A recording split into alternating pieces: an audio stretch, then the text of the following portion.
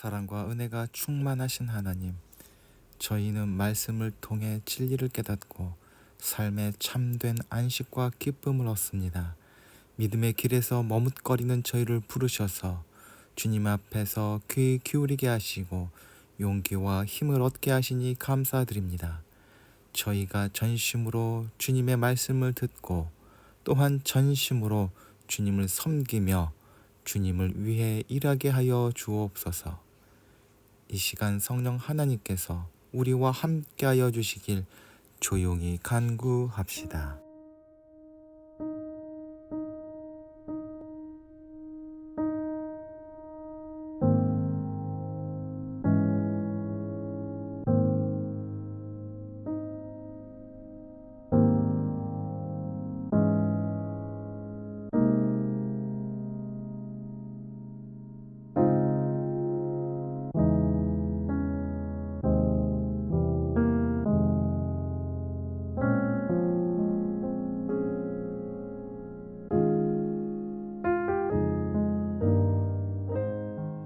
은혜와 사랑의 하나님, 저희를 거듭나게 하사 영원한 나라를 보게 하시고 살아계신 하나님을 아버지로 부르게 하시니 감사드립니다.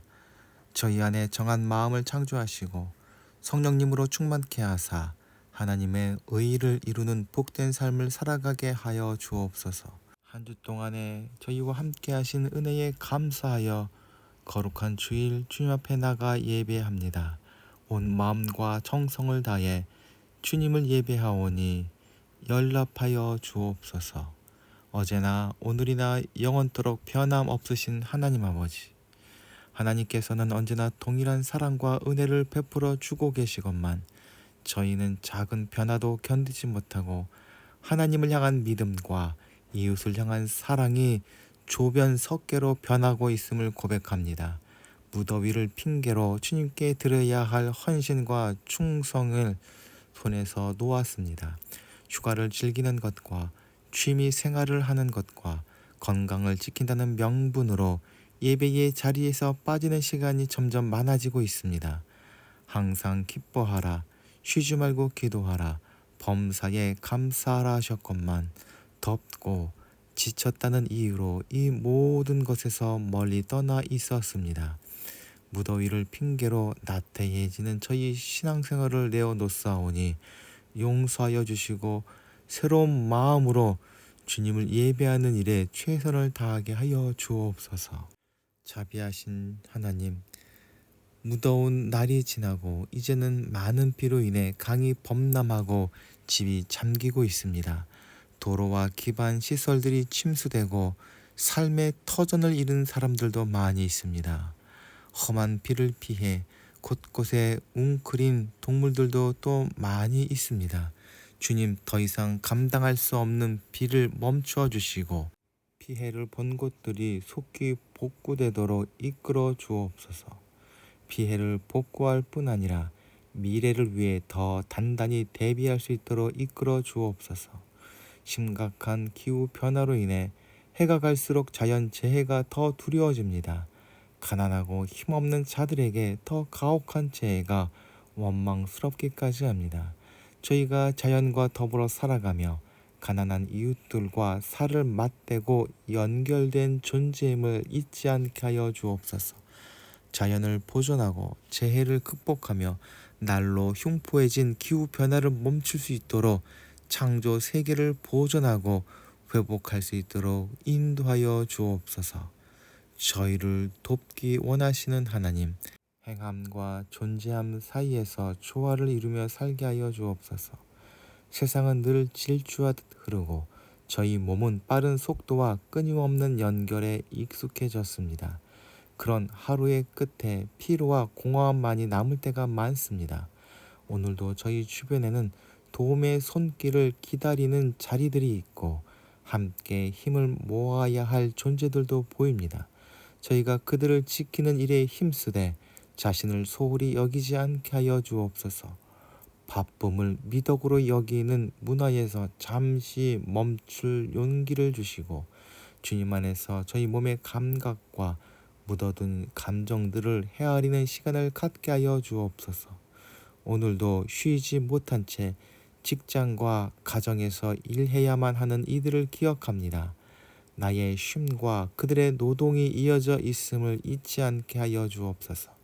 이 땅에서 살아가는 모든 이들이 일과 쉼 사이에서 적절한 균형을 누릴 수 있도록 법과 제도를 변화시켜 주옵소서. 이 시간 예배로 나온 이양공동체 식구들을 기억하여 주시옵소서. 오늘 주시는 말씀이 위로되게 하시며 세상을 하나님 나라로 바꾸는 지혜를 얻는 기회가 되게 하여 주옵소서. 세우신 거룩한 빛 등대의 교회도 날로 부흥하여 하나님의 구원의 역사를 이 땅에서 이루는 공동체 되게 하여 주시며 주호군도 건강을 회복시켜 주시사 하나님께서 그 마음에 주신 사명을 이루는 귀한 하나님의 사람 되게 하여 주옵소서. 세우신 문봉제방소 또한 기억하여 주시사 하나님께 영광이 되며 모든 사람들에게 기쁨이 되는 기업으로 든든히 서가게 하여 주옵소서. 우리 구주 되신 예수 그리스도의 이름으로 기도하옵나이다. 아멘.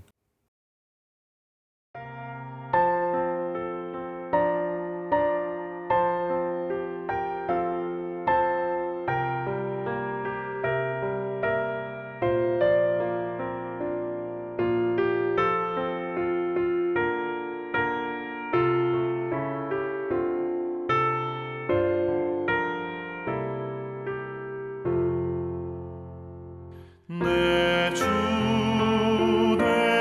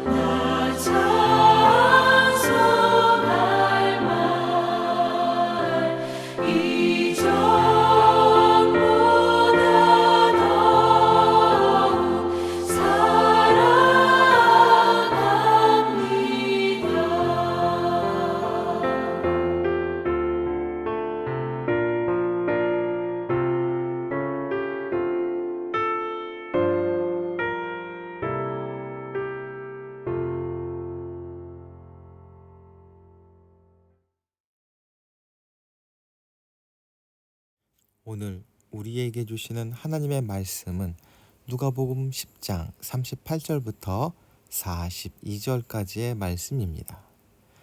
그들이 길을 가다가 예수께서 어떤 마을에 들어가셨다.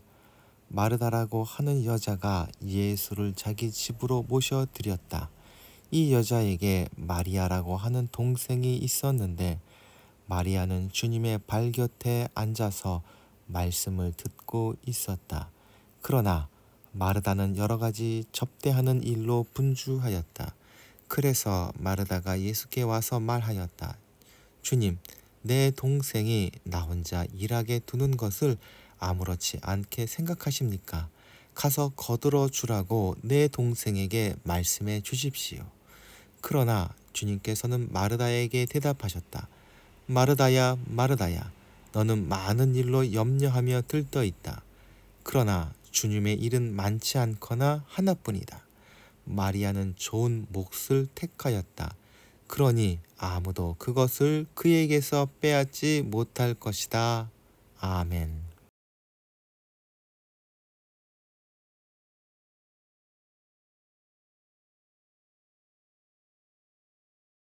큰 비로 인한 전국 각지의 피해 소식이 우리 마음을 아프게 하고 있습니다. 더 큰 피해가 없도록 함께 기도해야 할 것입니다. 사람의 인생은 길다면 길고 짧다면 짧다고 할 수 있습니다. 특별히 현대인의 삶은 더욱 그러한 듯합니다. 성공을 위해서 어려서는 하루 종일 학원을 다니고 중고등학교 때는 입시를 위해 하루에 서너 시간밖에 잠잘 시간 없이 공부를 합니다. 그 후에도 성공을 위해서 분주한 삶을 넘어 쫓기는 인생을 살고 있는 것이 우리 모습인 것 같습니다. 그렇게 쉬지 않고 달리는 삶을 살 때에 정작 해야 할 것들을 하지 못해 우린 후회하곤 합니다. 특별히 하나님 나라를 놓치고 허망한 것에 집착하는 것이 현대 사회의 모습인 듯 합니다. 오늘 말씀을 통해 이 땅에서 제자로 산다는 것이 무엇을 의미하는지 돌아보는 시간을 갖기를 소망합니다.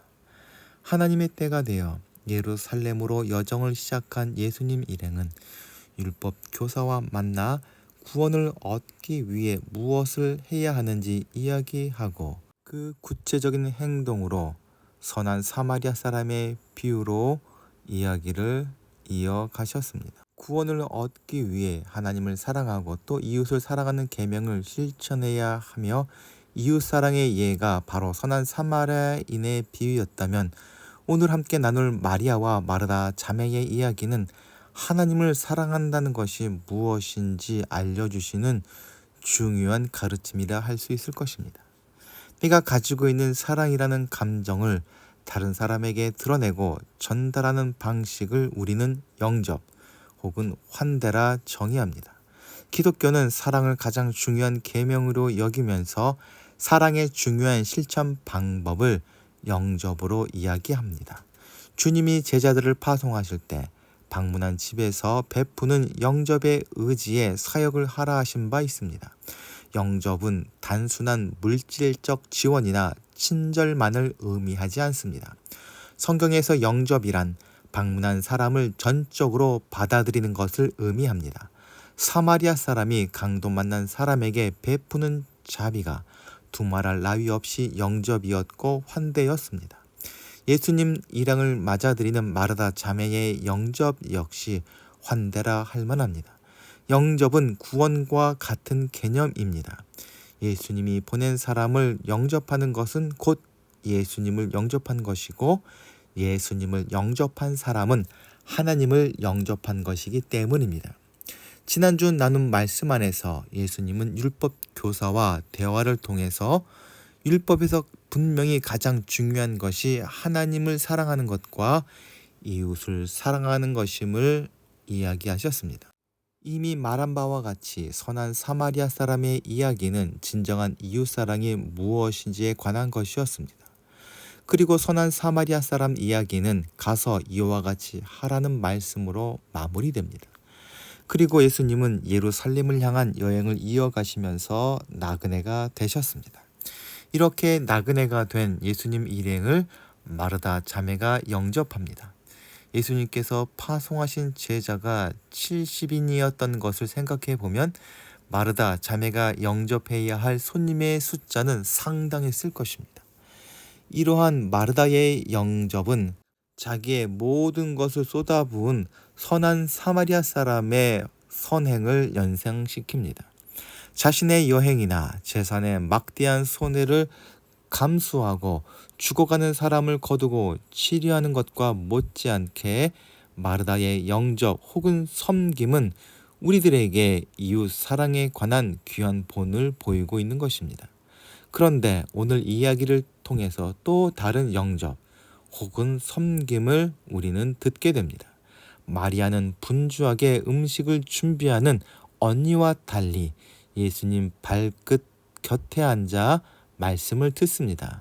우리의 일반적인 생각으로는 이런 행동을 영접이라 할 수 있을 것인가 의아할 수 있겠지만 예수님이 말씀으로 오신 분이시다라는 사실을 생각할 때 말씀을 들음은 말씀이신 주님을 받아들임과 같은 것이라 생각할 수 있습니다.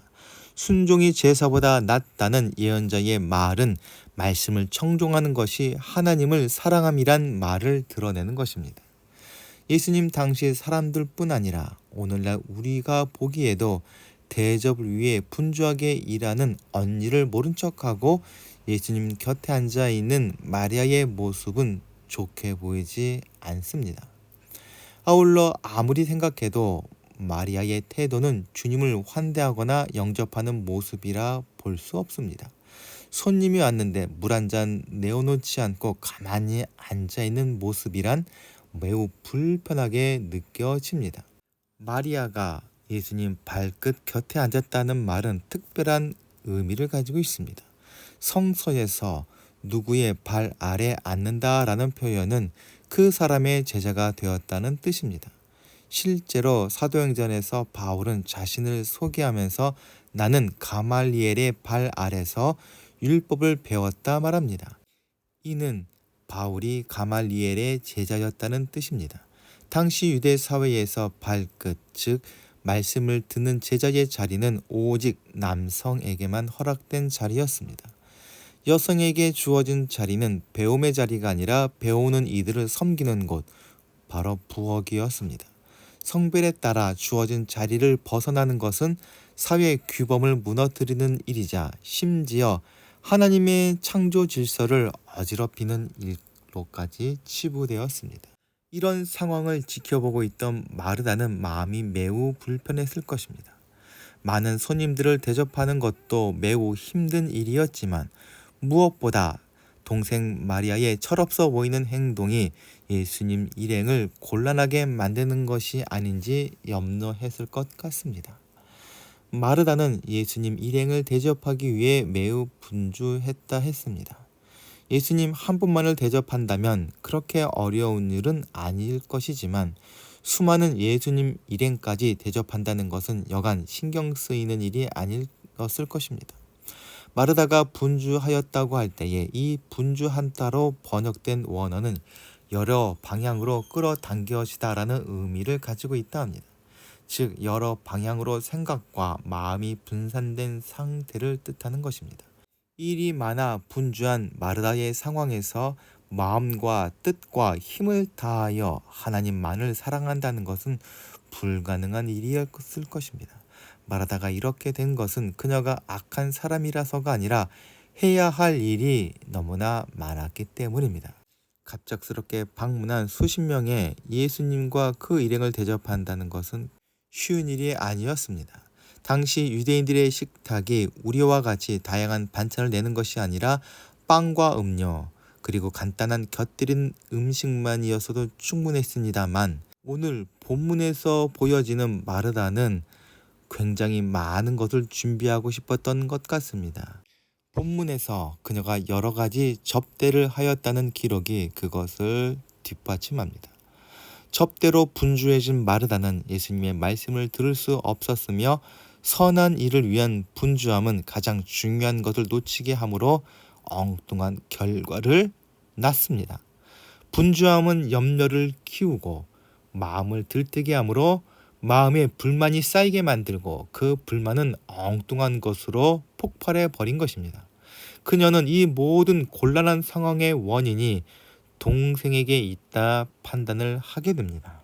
이러한 마르다의 불만과 불평은 결코 이유 없는 억지가 아닙니다. 그래서 마르다는 예수님께 나아갑니다. 여기서 나아갔다라는 단어는 단순히 예수님 곁으로 갔다는 것을 넘어 마주섰다 혹은 맞서다라는 의미를 담고 있다 합니다. 아주 묘한 장면인 것입니다. 마리아는 주님의 발끝에 앉았고 마르다는 주님과 정면으로 맞서고 있는 모양입니다. 즉 마리아는 말씀을 듣고 있고 마르다는 불평을 하고 있습니다. 주님, 내 동생이 나 혼자 일하게 두는 것을 아무렇지 않게 생각하십니까? 라는 당돌한 말에서 생각하다는 돌아보다 관심을 갖다라는 의미를 갖고 있다 합니다. 즉 많은 일로 힘들고 지친 마르다는 자기를 돌아봐 달라고 불평하고 있는 것입니다.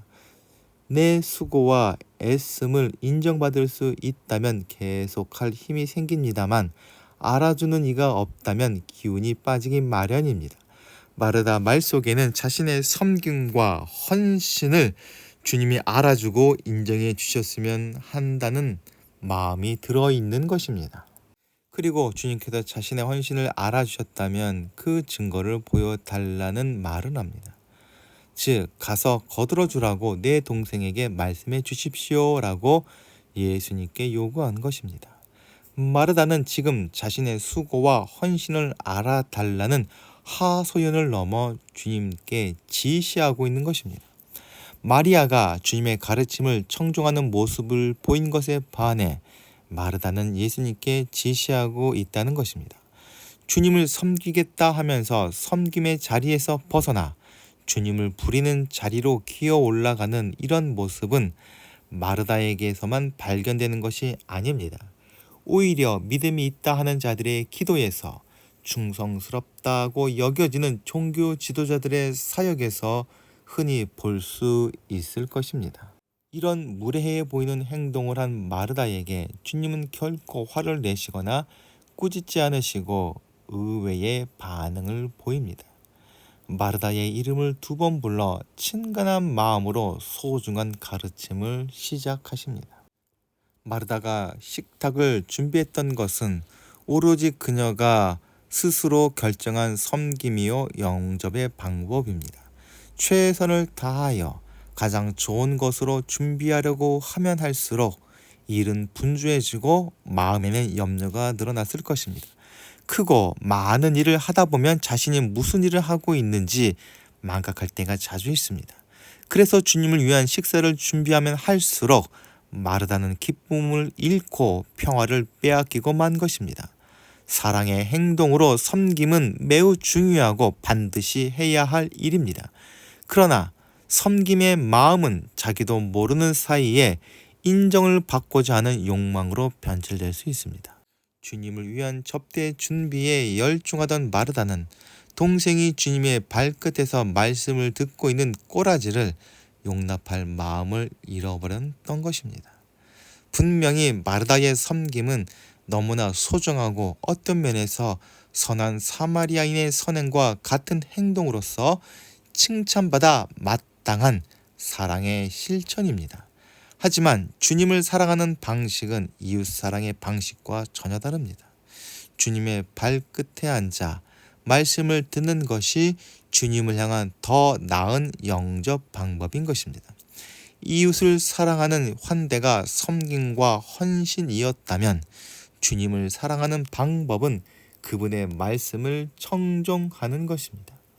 아무것도 안 하고 가만히 앉아서 말씀만을 듣는 것을 쉽고 하찮은 일로 여기기 쉽지만 자신의 생각과 판단을 모두 내려놓고 주님만을 집중하고 그 음성을 듣는 것은 결코 쉬운 일이 아닙니다. 그러한 선택을 한 마리아를 두고 주님은 좋은 몫을 택했다 말씀하십니다. 이것은 마리아를 제자로 여기셨음을 의미한다 먼저 볼 수 있습니다. 아울러 좋은 이라는 말은 필요한 이라는 뜻을 가지고 있다 볼 수 있습니다.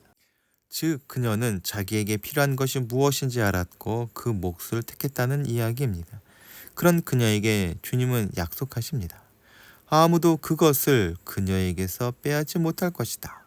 조금 더 상상해 보자면 최선의 사랑이 아닌 것들은 자칫 없어질 수 있다는 것이며, 실제로 마르다는 그녀의 사랑이 어느 순간 불만과 불평으로 바뀌고 말았다는 것을 깨달았을 것입니다.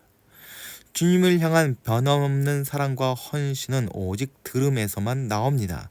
말씀을 듣는 것이야말로 주님을 향한 최고의 영접이며 결코 마르지 않는 사랑의 원천인 것입니다. 본문은 근본적으로 우열의 문제라기보다 선택에 관한 문제입니다. 마르다가 부엌에서 일한 것도 귀한 일이었지만 마리아가 말씀의 자리를 선택한 것은 더없이 귀한 일이었습니다. 중요한 것은 마르다가 원했다면 그녀 역시 예수님 발 앞에 앉아 있을 수 있었으며, 마리아도 원했다면 부엌으로 갔을 수 있었다는 것입니다. 예수님은 마르다의 섬김을 비난하거나 그녀가 나쁜 선택을 했다 말씀하지 않으십니다. 다만 마리아의 선택을 지지하시면서 그 선택을 누구도 빼앗을 수 없다 말씀하신 것입니다. 제자된 사람은 주님의 말씀을 통해서만 변함없는 하나님의 사랑을 공급받을 수 있으며, 그 사랑만이 우리의 섬김과 헌신이 귀한 생명을 맺을 수 있도록 해줌을 기억해야 할 것입니다. 이해한 공동체 식구 여러분, 우리는 지금 마리아가 선택한 그 좋은 몫을 잘 지키고 있는지 돌아봐야 할 것입니다. 귀한 섬김과 헌신으로 많은 사람들에게 칭찬과 존경을 받는 것도 좋은 일이지만, 하나님을 향한 사랑 또한 결코 놓쳐서는 안 될 것이며 꼭 필요한 것입니다. 한 주간 말씀과 기도로 주님의 음성을 듣고 귀한 사랑으로 충만한 삶을 사시길 소망합니다. 다 함께 기도하시겠습니다. 사랑과 은혜가 충만하신 하나님, 저희는 주님을 사랑하고 주님이 맡겨주신 사명을 감당한다 하면서도 어리석게도 정말 소중한 것을 알아보지 못하고 소홀히 하였음을 고백합니다. 그래서 주님의 일을 한다 하면서도 오히려 주님의 이름을 욕되게 할 때가 많았음을 또한 고백합니다. 마르다와 같은 충성된 섬김과 더불어 마리아와 같은 믿음 또한 소홀히 하지 않게 하여 주옵소서. 기도와 말씀을 통해 주님의 음성을 듣고 그 음성에 순종하는 한 주간의 삶이 되도록 인도하여 주옵소서. 우리 구주 되신 예수 그리스도의 이름으로 기도하옵나이다. 아멘. 다 함께 공동체의 고백을 하겠습니다. 하나, 우리는 문제가 있습니다. 둘, 문제에는 끔찍한 대가가 있습니다. 셋, 하나님은 그 해결책을 가지고 계십니다. 넷, 그 해결책은 믿음으로 누립니다. 지금은 죄와 죽음에서 우리를 구원하시는 예수 그리스도의 은혜와 하늘과 땅을 지으시고 지금도 통치하시는 하나님의 무한하신 사랑과 성령님의 감동하심과 교통하심이 이 시간 머리 숙인 이해한 공동체의 식구들과 그 가정과 생업 위에 이제부터 영원토록 함께하여 주시길 간절히 축원하옵나이다. 아멘.